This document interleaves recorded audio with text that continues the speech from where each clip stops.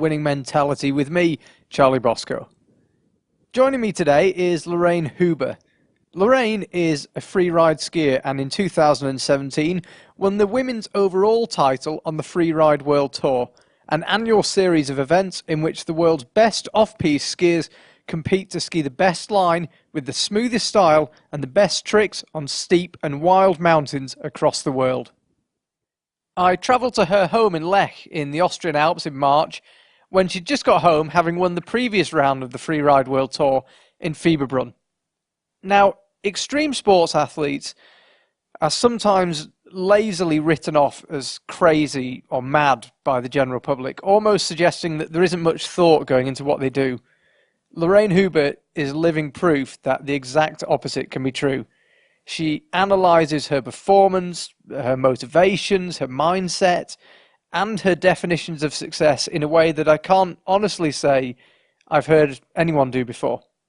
Her interest in mindset and mentality is so developed, in fact, that she's currently studying mental strength coaching at the University of Salzburg. There are insights in this episode that will resonate with just about everyone, athlete or not, such as separating your performance from the result of the competition and trying to be the best version of yourself rather than just beating the person next to you. Lorraine also talks about how to handle nerves, how different personality types deal with pressure, and how vital growth and learning are to successful performances. And one particular highlight for me was when she described flow, that most elusive of mental states. So here goes, an athlete who's reached the very top of her sport, but also takes the time to think about how and why she got there. Ladies and gentlemen, Lorraine Huber. Lorraine, welcome to the show, and congratulations on the Fieberbrunn win, fresh from your win over there. Thank you. Thanks for having me. And you got a pretty interesting story. You grew up in two places that sound alike, but aren't very alike, Austria and Australia. Yeah, it's very confusing to a lot of people. I say I'm Austro-alien. Yeah, my mum's Australian and my dad's Austrian, from Lech. And I grew up in Lech for the first 8 years of my life, and then I moved over to Australia for 10 years. I lived over there, did all my schooling. I couldn't believe it when I heard that you moved to Australia, because when you hear about people that are successful in sport like you always hear, oh, they were, in the case of a tennis player, hitting a ball against the wall, and you moved somewhere where you couldn't do the sport you've ended up doing professionally. How did you carry on skiing when you were in Australia? Yeah, I think that's a good point, because you brought up tennis. Like, could you imagine starting competitive tennis at the age of 28, which is when I started with skiing? It's like unimaginable. Well, that's what I mean, because yeah, everything's about 10,000 hours these days, and practice, practice, and you had a decade in your formative years, your teenage years, where you couldn't do it. Well, I think it shows how young a sport freeriding is. I mean, I clearly remember my first freeride skis, they were 76 millimeters underfoot.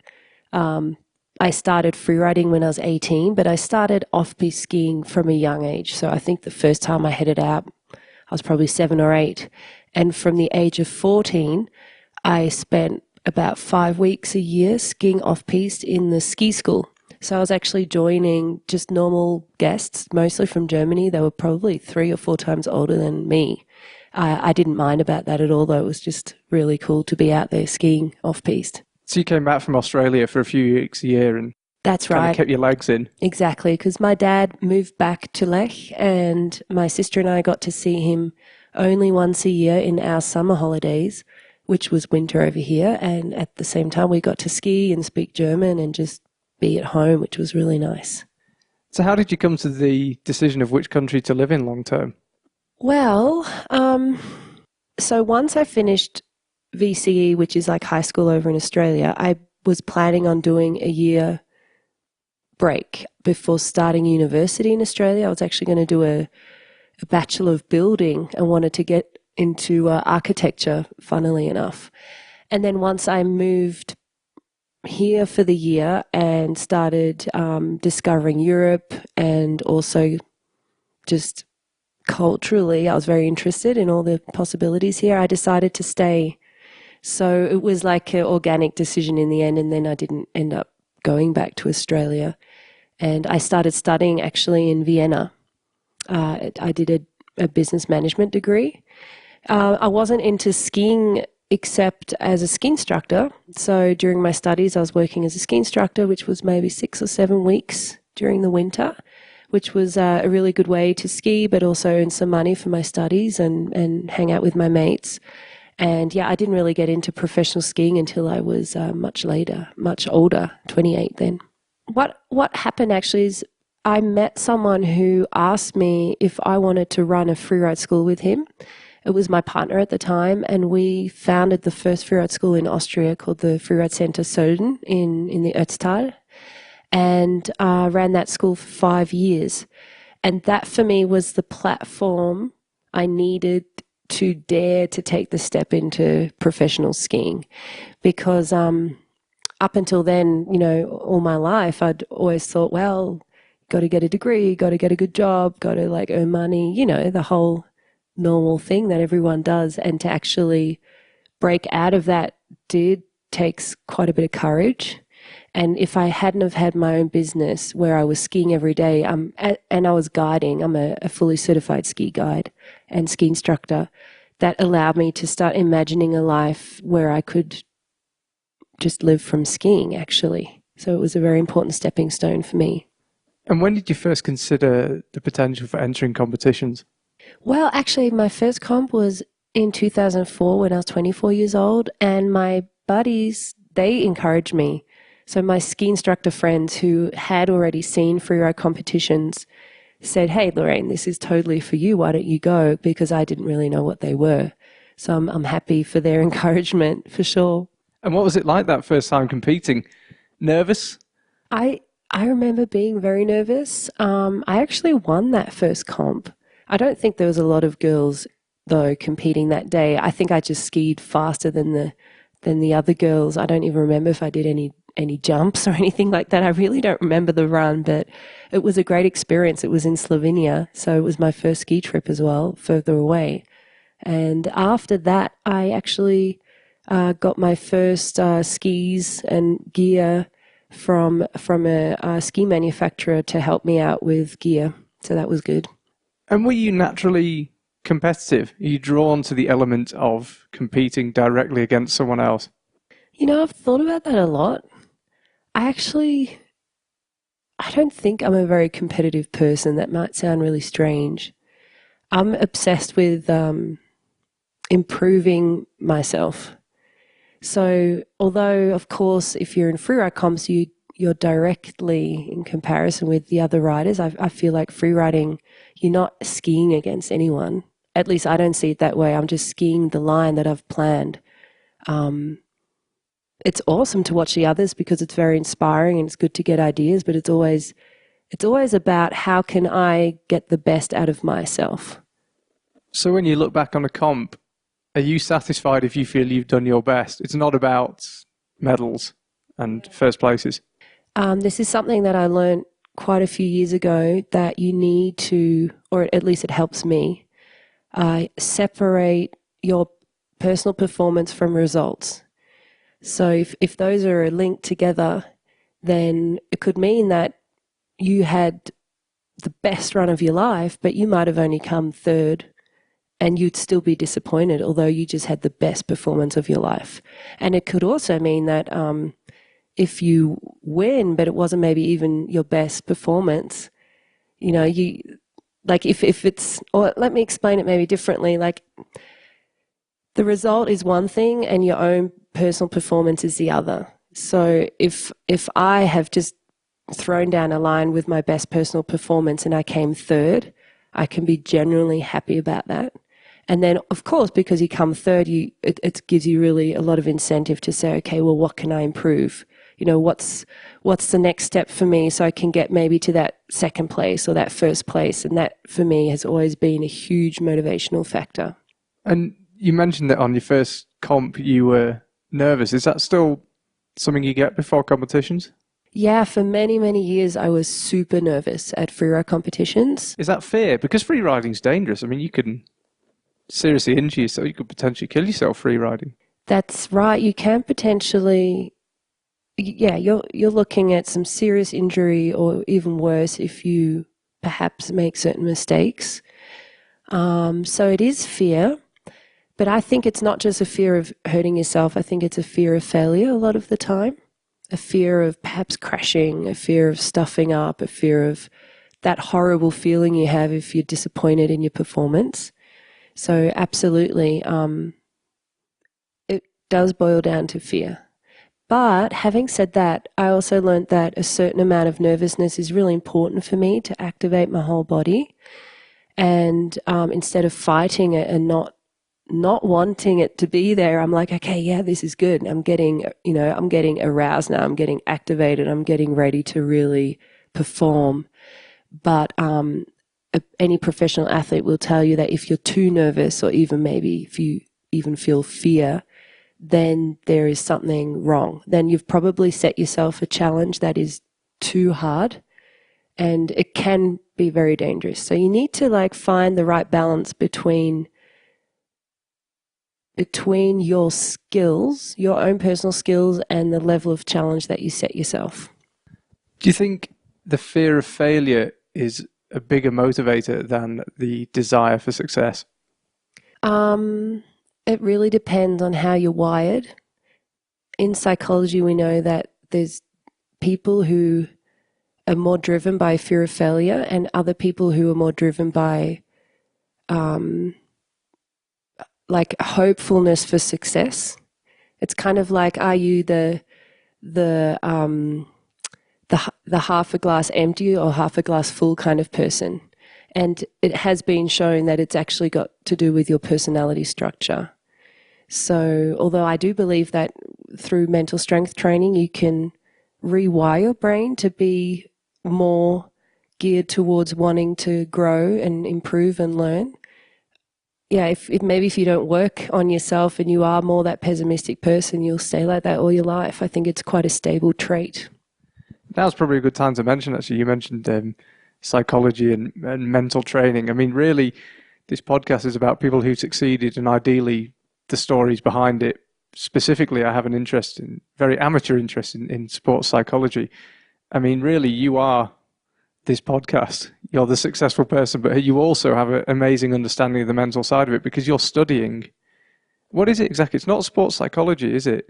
No, I'm doing a master degree in mental strength coaching, which has psychological foundations, but I'm not a psychology student. It's got theoretical basis, but it also is very hands-on. So after the degree, I'll be able to work directly with people, athletes, obviously I'd love to work with, but maybe also with successful business people or people who want to experience more success in business life. And I think since I studied business management before my skiing career kicked off, I should be able to combine the two together. And what form does that take? I think it's a very misunderstood world, mental strength coaching. Mm-hmm. What is it? Practical sessions? Is it trying long term to affect people's mindset with certain exercises or triggers? If you came up to me and I said I was really nervous every time I am about to play sport, what would be your process to figure out how to help?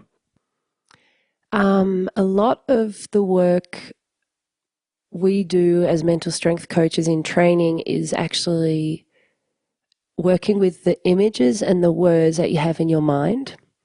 And first of all, developing an ability to self-reflect and to figure out what are you telling yourself, because we all have conversations in our head. A lot of the time, though, we're not aware of what we're actually saying.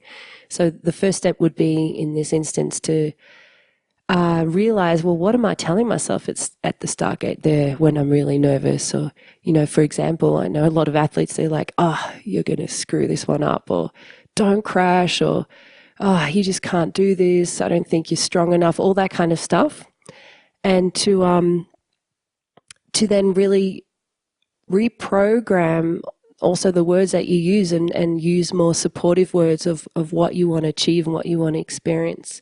And also images are very powerful tools that we can implement to put ourselves in the state of mind we need to be in when we want to perform, for example, at a competition. It's an interesting contradiction though, isn't it? Because you said the fear of failure is motivating, and yet really virtually everyone performs best if they think positive thoughts before they perform. So in a way, that fear needs to be harnessed into something positive. Yeah, I do believe that a fear of failure does actually motivate people to a certain point. But I think you could achieve a lot more if you don't fear failure, but you actually focus on growth and learning. And especially like flow research has proven this, that when you're having fun and when you're setting yourself the right level of challenge, you perform at a high level and you have a very optimal experience as well. So it's more enjoyable and you never get into this full-on state of fear, but you also don't get bored because the challenge is just right. It's at the level of your skill or even a little bit above your skill level. Just explain quickly. I don't get the impression you're referring to physical flow. Flow is like a psychological state. The most famous researcher in the field of flow is Csikszentmihalyi, and he did a huge amount of research about the flow experience. And I've been working with a mental strength coach quite intensely to learn how to get myself into flow more frequently. And that was my goal last season, is to find flow during my comp runs. So flow to the layman is everything's just happening without a huge amount of conscious thought, and it feels as if it's just happening completely naturally, almost with no effort. Yeah, it's when you completely are absorbed in an activity and you're not aware of yourself, you're not thinking about what other people might think of you, you're completely absorbed, and your actions and thoughts are merged. So you're not like thinking, oh, I'm going to do this now, and then you do it. It's like flowing. Yeah, it's interesting. I think a lot of people will be able to identify with that. I remember a friend of mine who's a terrible golfer. I won't name him, so I don't need to apologise. But he's a terrible golfer, and he's got a big handicap, and he played against a friend of his who plays off naught. He's a zero handicapper. And this friend of mine said to him, forget handicaps, I'll beat you today. He was just, the last week or two, he couldn't miss. He was killing it on the golf course, and he bet this guy, and in theory the guy should have beat him by 30 odd shots, and this friend of mine beat him fair and square, no handicaps. And I think a lot of people can identify with that. There's sometimes you can't miss. People that do a sport like skiing or surfing or something where you're reacting in real time, they know what you're talking about, but I think people don't know how to access it, and I think that's the frustration. What are the tools you use to try and access it, consciously access that? There are maybe different phases that you can go through. So the first phase is all about rewiring your brain where you're not focused on outcomes, but you're focusing on learning and growing. So that's a really important thing to do as a pre-step. And then you've got a lot of steps that you can do leading up to the event. One example is practicing mindfulness. So being really aware of like what you can feel, what you can see, what you can hear, what you can, like being aware of your breathing, for example, because it helps you be in the moment, because that's what you want to do with flow. You want to actually be completely in the moment as opposed to being in your head. We've got all these thoughts maybe going on. Maybe you're worrying about how a certain jump is going to like work out, or you might be even worrying about the judges, or you might even be focused on, oh, what if I don't do well? What my sponsor's going to think? So you want to be in the moment, and practicing mindfulness helps you with that. And there's a lot of different steps you can take there. It's there's also body cues that you can use. So having a ritual at the start can be really helpful, whether that's jumping up and down on the spot, or bouncing on your toes, or taking like 3 conscious deep breaths and like feeling your belly rise and fall, or like I like to click my poles together right before dropping in. And then also there's the whole area of managing emotions. So that is about figuring out what emotion really helps you at the start to ski your absolute best. And that really depends on you as a person. It might be something like light, fun, and bubbly, or it might be something more like a form of natural aggression, or it's really up to you to figure it out, which can also be a really fun process. Winning mentality listeners, regardless of how you get in the zone and perform at your best, one tool that can help just about every skier is the sponsor of today's show, FatMap. FatMap produce extraordinarily high-quality 3D maps with which you can identify new routes, plan using detailed terrain maps, and explore the terrain before you even get there. You can scope out terrain with precision and get crucial safety information using the Terrain Intelligence Toolkit. Gradient, aspect, and life-saving information such as avalanche risk zones are all easily viewed as overlays.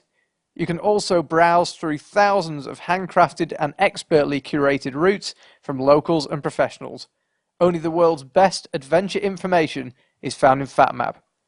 To find out more, check out bit.ly, that's bit.ly.com/the-winning-mentality. That's bit.ly.com/the-winning-mentality. Okay, back to Lorraine. Are you a strong believer in goal setting and setting specific targets? I am. I've set goals all my life. Sometimes I'll, set myself a goal and won't go ahead to actually put steps in place to achieve that for a while. But once I really decide, okay, this is what I want to do, then it directs your energy. It directs your focus, like things that you think about. You might start finding creative solutions of the steps you want to take to make that happen. And goal setting, I think, is a huge part of what it means to be successful, and also just to lead a life that's rich, and to also be able to have that opportunity of then achieving a goal and feeling really good about it and building on that. Because in skiing, for example, I think it's the same in most sports. If you achieve a goal you've set yourself, you build self-confidence. And especially in a sport like freeriding, self-confidence is so important, really is important. A healthy self-confidence, I don't mean like being overly confident. That can become dangerous, but just really believing in yourself, believing in your abilities. And that's key if you want to be a good freerider. Well, just going back to the start of your career, as you mentioned, you came to competitions relatively late in life. Did you set goals when you started out, or have you figured out along the journey that this is something that works for you, goal setting? Let me think about that. So when I started, I was just dabbling, and I just wanted to see what's it all about, to just get a taste of it. And I actually stopped competing after the first 3 comps, I think, because it was too stressful for me. I was studying at the time. I was living in Vienna. I wasn't fit like I needed to be, which I could feel, and I wasn't skiing enough. So the competitions were too much of a challenge, and I actually stopped them for a couple of years until I started skiing full time. And that's when I really started enjoying the comps, because I was much fitter. I felt like I was better prepared. And then, then I started setting myself goals. I remember really wanting to qualify for the World Tour. And that alone already was a huge goal of mine. To actually think about winning back then wasn't yet the case. But the last years, I did set myself the goal of winning the Frere World Tour. And I have an interesting relationship with that goal, because I really went from totally focusing on it and thinking a lot about the results and about the win, and mentioning it in interviews like, I really want to win and I feel ready, and almost like I deserve to win.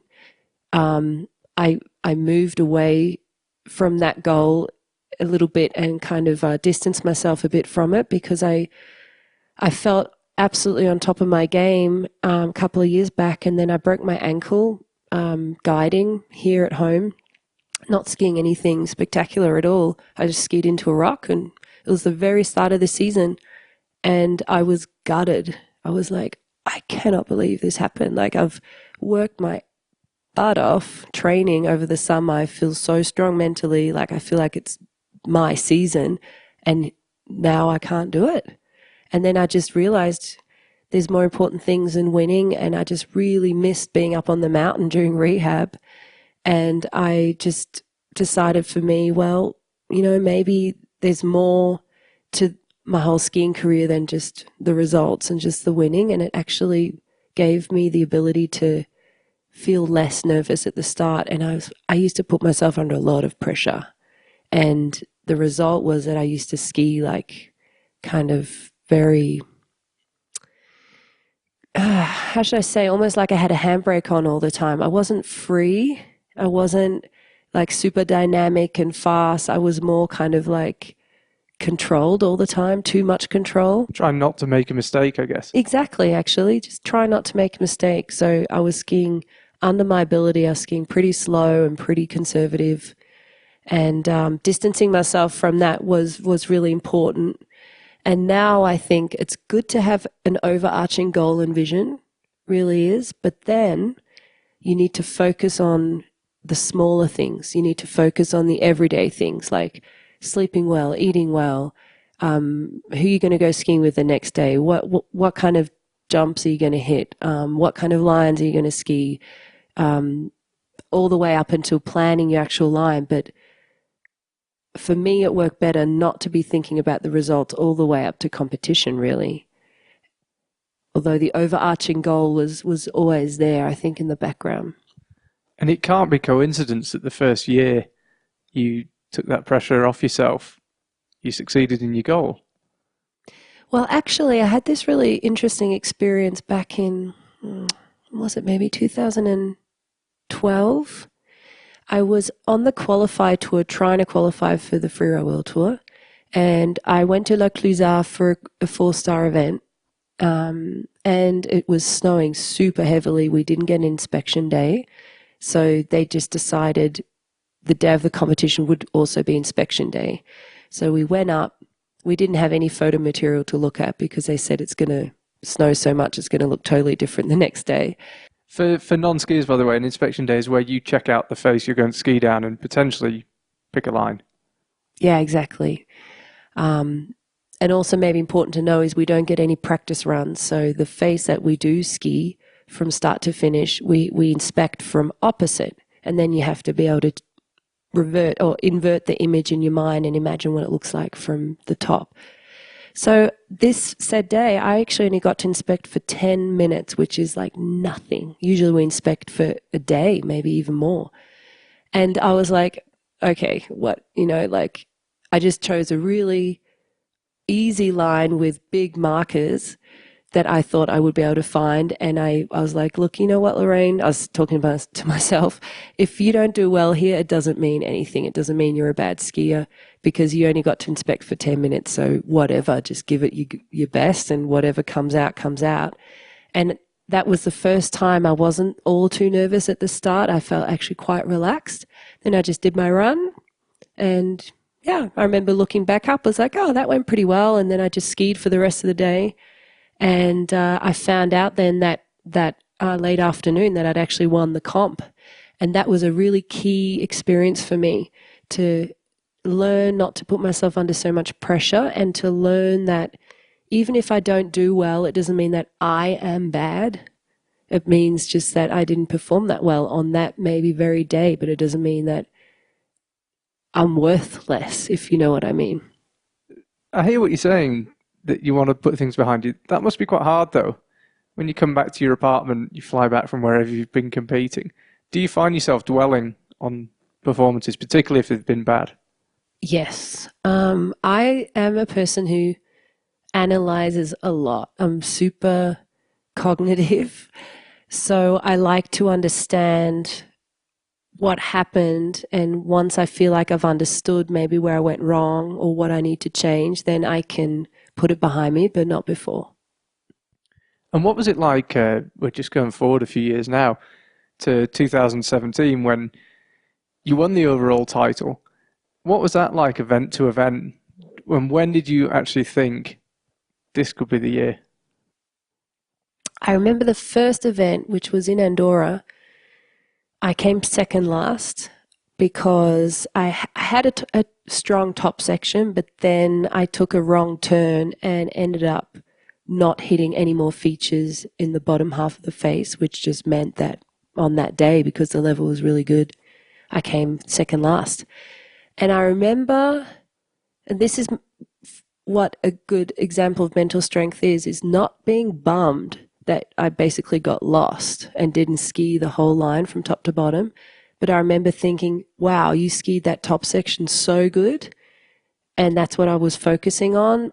And the fact that I took a wrong turn, there was explanation for that. We actually also had a same day inspection on that day. So I just didn't I just cut myself some slack. I wasn't super hard on myself, and I stayed super positive. And then for the next comp, I remember just thinking of how I wanted to ski, that I wanted to ski fluid and hit my airs with speed and fast skiing. And that's what I focused on, and I ended up winning. And then the third comp, I also won. And there I was already really focused on trying to find flow during my run. So the result was not at the forefront of my mind at all. By now, are you feeling pressure? Are you feeling excitement, fear that now that it's so close, you might let it go? I am really proud to say that I was so focused on learning last season that I didn't feel pressure all the way to the finals, where I knew I needed a top 3 result to clinch the world title.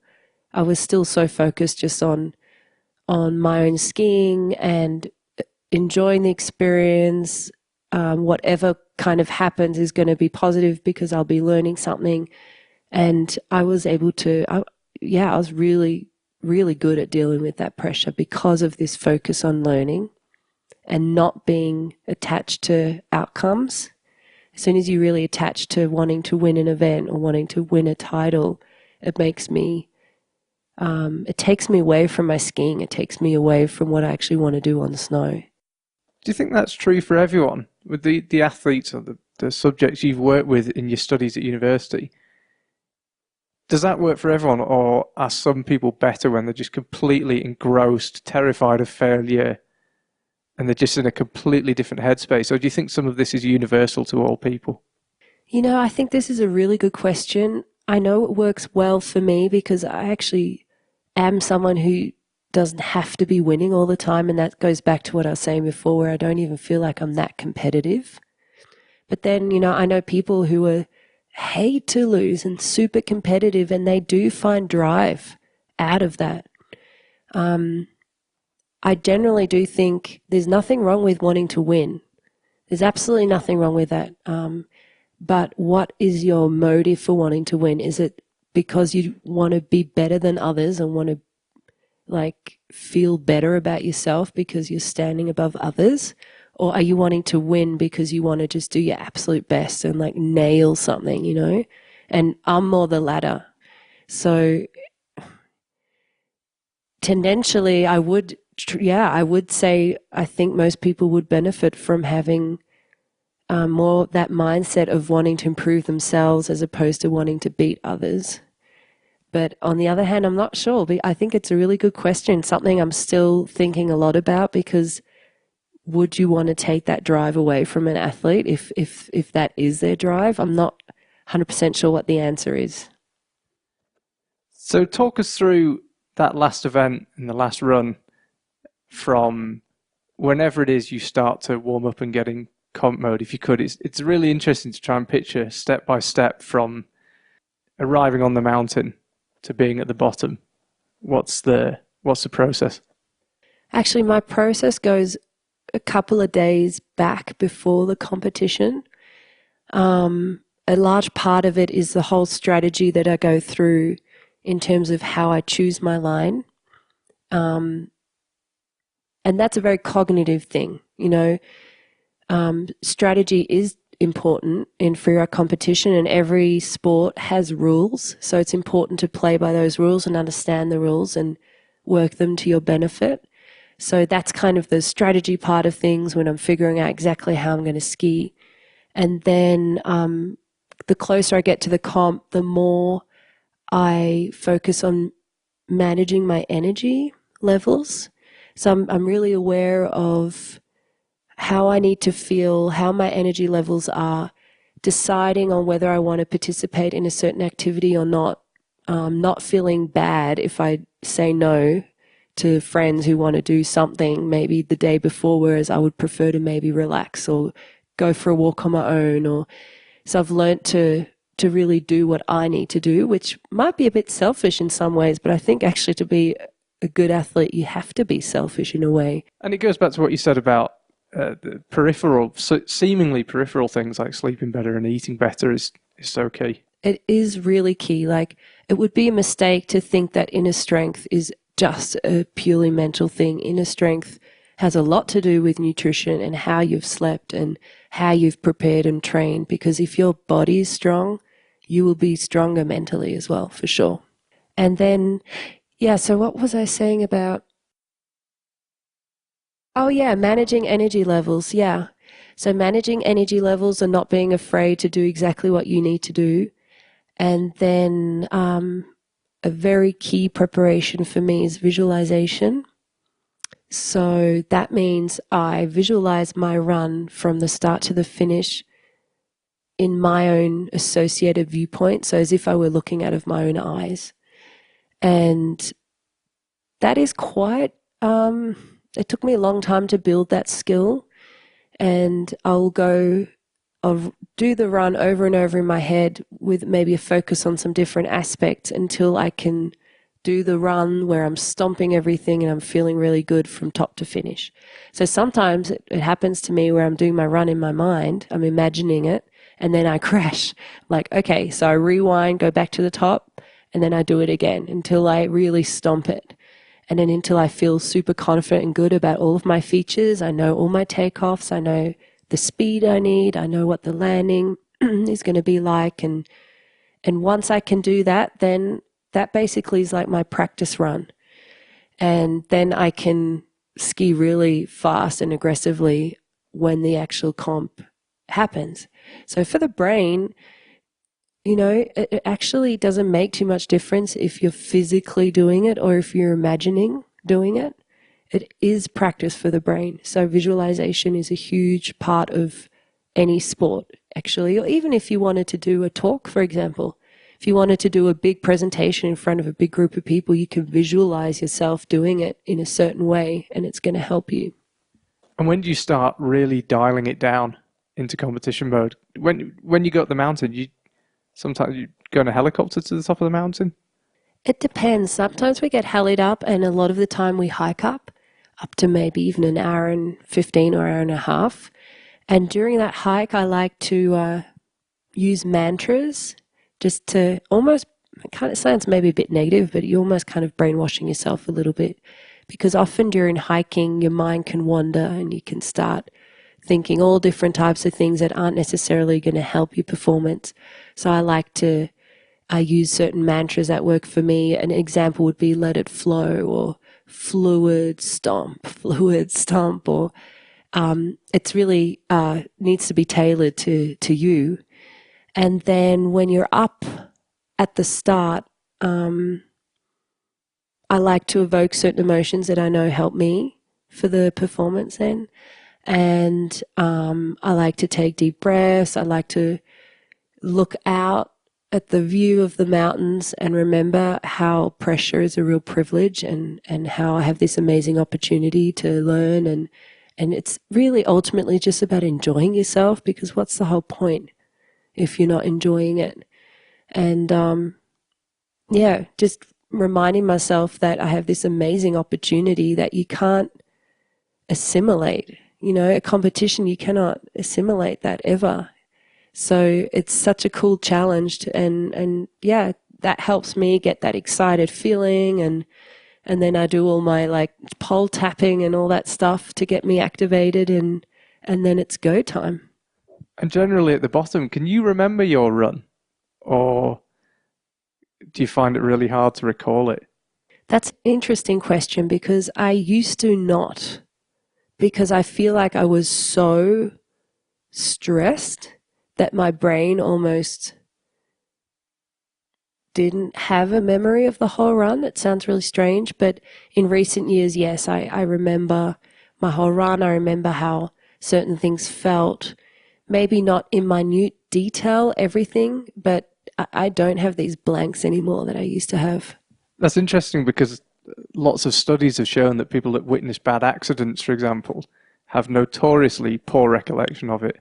It's as if the stress has overridden the mind's ability to make memories correctly. Yeah, it probably is a self-protective mechanism of the brain.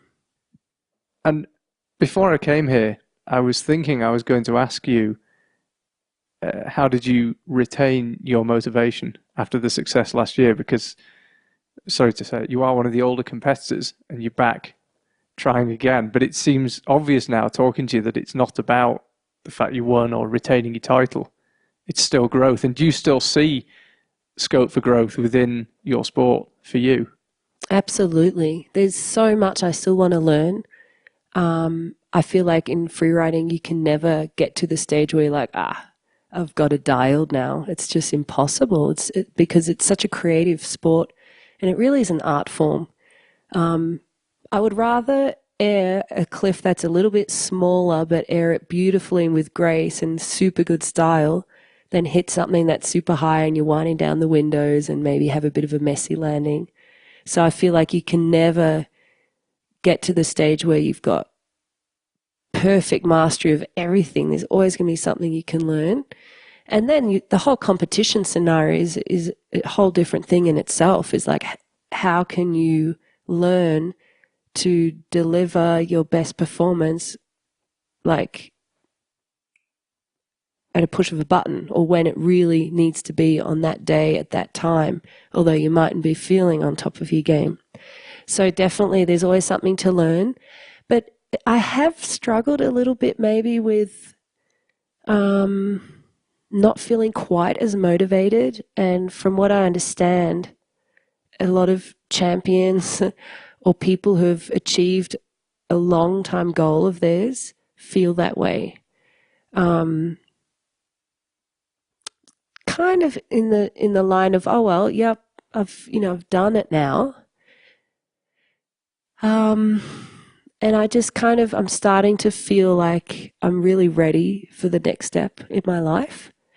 And it's definitely going to be going down the mental strength coaching path for sure, and figuring out a really good way of combining that with my skiing, and having exciting projects, exciting people to work with, that kind of thing. But yeah, I'm still not decided that it's going to be my last year on tour this year. I'm not sure. It might be. Yeah. Well, I'll give you your first clients for mental strength coaching. I seem to have developed a bit of a habit of always asking guests at the end, if you could tell everyone listening to this one piece of advice that you think would up their mental game, what would it be? Oh, one piece of advice to up your mental game. I would have to say, since it's just one thing, You can have a few if you like. Go crazy. I would have to say to practice self-awareness. Practice self-awareness. Start being aware of the thoughts in your head. Maybe write them down. Start being aware of certain images that you have. You might find that you see yourself crashing all the time, or that you have self-doubt, or that you're actually being the biggest hindrance to your best performance. So self-awareness is really key to being mentally strong. And then a lot of it is discipline, like having disciplined thoughts that are going to help you, disciplined behavior that's going to help you get to where you are. So yeah, I'd say that, self-awareness and discipline. Perfect. Lorraine, it's been a pleasure. Thank you very much. Thank you very much. It was great to chat to you. Thank you to Lorraine for being so generous with her time. To find out more about her, you can go to lorrainehuber.com or check out her Instagram, Twitter and Facebook accounts at Lorraine Huber.